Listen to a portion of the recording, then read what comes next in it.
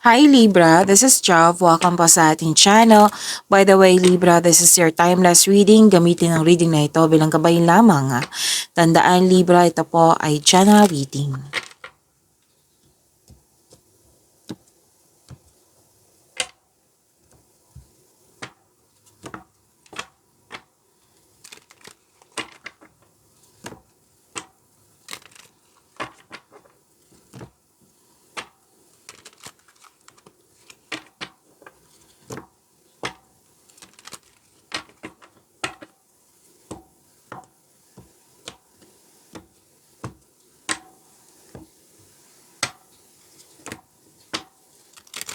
Angel number para po kay Libra. Angel number 1717. Sabi po dito, spiritual growth. Embrace your spiritual growth journey. It's leading you to a higher state of being. Okay, sinabi dito na inyong angel number 1717 sa new beginning na ito, sa tatahakin mo sa journey na ito may nasa right path kayo. Kailangan mo magtiwala at makinig sa iyong intuition, magtiwala sa inyong sarili, have faith in the universe. Yes, kasi it's leading you Oo, nasa direction ka na, may new direction patungo sa success, patungo sa goal mo. So this angel number 177, sinabihan ka na move forward, make change. Kasi magkakaroon ng growth. Lalo na magkakaroon ng spiritual growth. Okay. Angel number 177, claim niyo po Libra.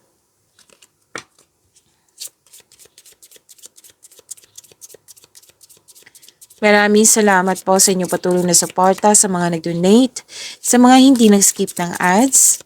Subscribe na po kayo sa ating channel at click bell notification para updated po kayo sa bagong video natin.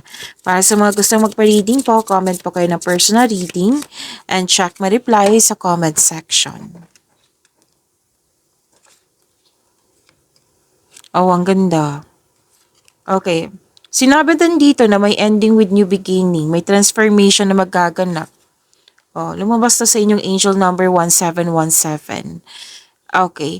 May darating na news or information, pwedeng opportunity na bibigyan mo siya ng agarang aksyon or reaksyon.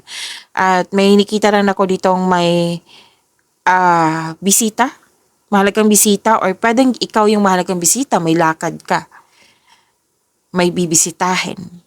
Tapos, ang ilan sa inyo nakatanggap ng bouquet of flower at para dan regalo or tulong, nagbigay ng compliment, nagbigay ng awards, love is blooming, abundance.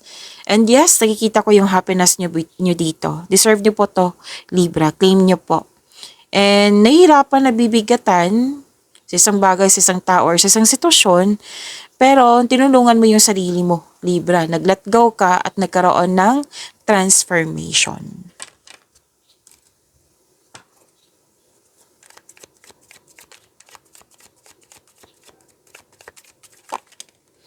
Okay, energy po ito. Dalawa na pala. Kunin ko na ha.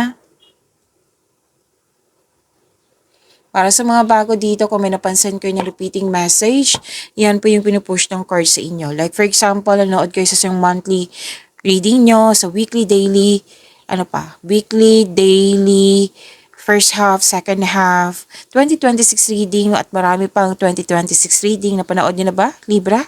At dito din, at may napansin ko na repeating message, yan po yung pinupush ng card sa inyo na kailangan yung bigyan ng atensyon, solusyon at aksyon kung maaari po. So, ano yung energy ni Libra?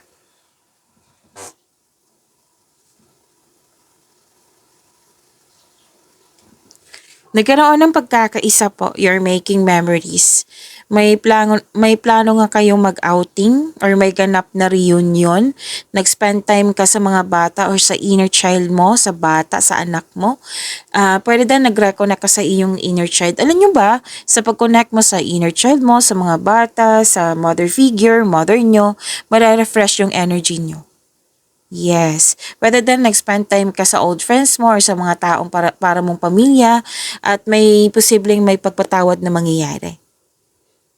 At nakikita ko rin dito na ipakilala ka o ipakilala mo na yung partner mo sa grupo ng tao. Tapos grupo ng tao ha, very supportive sila sa iyo. Tapos itong grupo ng tao na ito ay siyang dahilan na mas naging inspired ka, na motivate ka.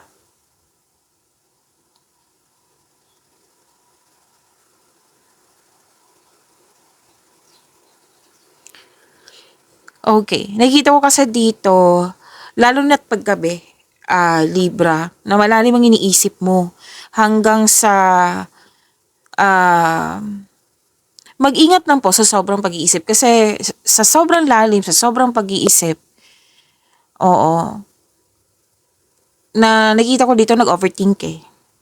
Yes, nag-overthink na pwedeng natitrigger yung anxiety mo or worries mo, na worried ka or fear, doubt, hesitation. So, baka kailangan nyo ng kausap, which is, nakita ko naman dito mag-give time ka sa family, di ba? So, yung sinabi ko kanina na mara-refresh yung energy mo, baka pwede mong gawin. Yung mag-spend time ka sa mga bata, sa inner child mo, or sa mother figure. Sa group of people na naging inspired ka, di ba? Sinabi kanina. Eh, baka pwede mong i-open up and improve communication also. Okay?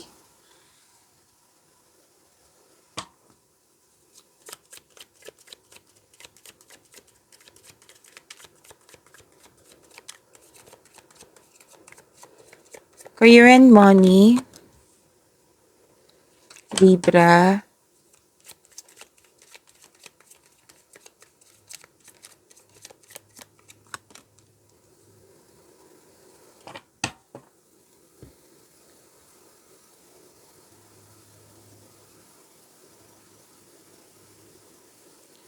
Okay. May challenge dito. Pwedeng busy kayo. Pwedeng malaki ang responsibilidad mo dyan or nabibigatan ka sa mga ginagawa mo. O ask for help.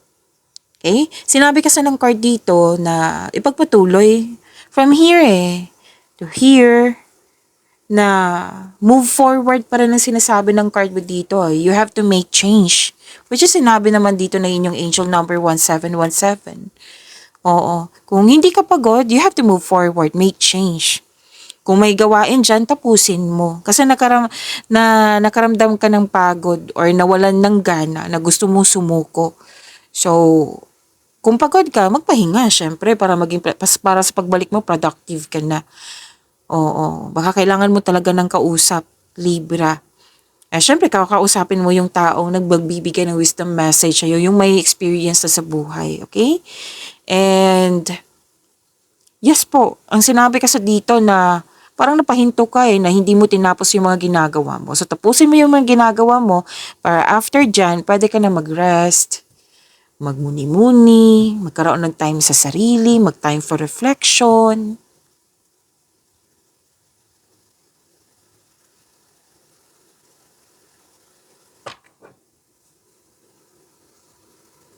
Okay.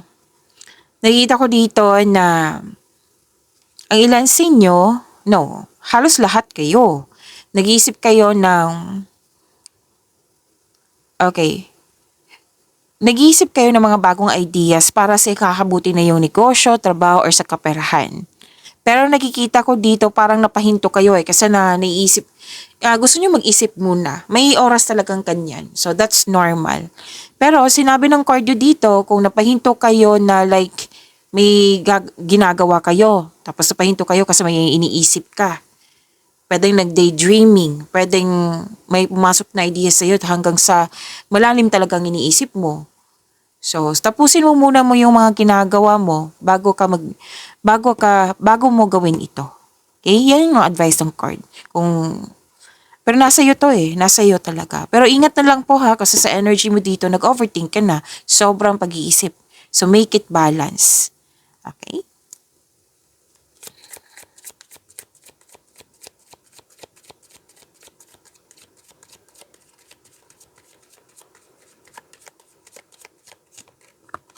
Love, life, self-love, partnership, and romance. Wow, nakuha mo sa Wheel of Fortune, Libra.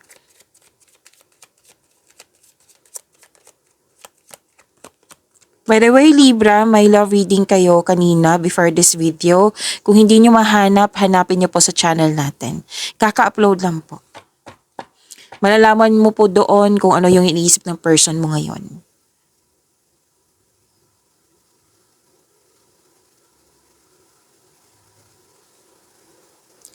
Magandang kapalaran po ito. Yung mga hindi nagkaroon ng pagkakaunawaan, may dumating na blessings sa inyo at magkakaayos kayo.